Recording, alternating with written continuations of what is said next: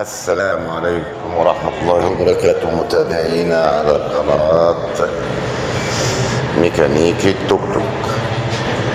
حبايبنا، احنا وصلنا النهاردة 463 مشترك، وال 463 مشترك دول من أحب الناس على قلوبنا، وبنتمنى لهم إن كل عام وهم بخير وبسعادة.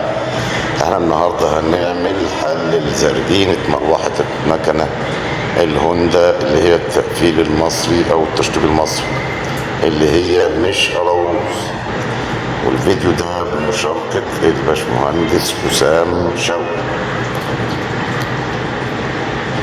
طبعا النهارده دلوقتي انتوا شايفيننا بنعمل ايه وبنقاوم مع الزرجينة اللي اخترعناها، ان احنا الوظن السن في المروحة ومفيش فايدة برضه. تستخدم الالانكيه كمسمار صلب مفيش فايدة. المهم احنا هنتابع ونعمل زرجينة من اللي هي خاصة بنا، نحاول نألف لها زرجينة. يعني يا رجالة صعب جدا انك انت تنزع مروحة زي دي، واحنا في الفيديو ده هتوضح الصعوبات اللي احنا بنقول عليها، لان انت طبعا بتتعامل مع ألمونيا وحديد، والألمونيا والحديد دي طبعا حاجة انك انت هتضغط على الألمونيا بقوة الحديد هتتكسر، فانت لازم تسيس امورك وتعمل زرجينة صحيح.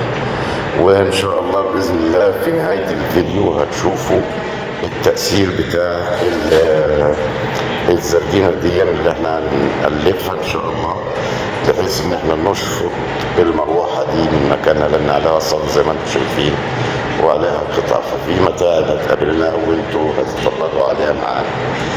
ونتمنى ان انتوا تستمتعوا بالفيديو، والسلام عليكم ورحمة الله وبركاته. ادي يا عم احنا هنا على اخر الكلمة.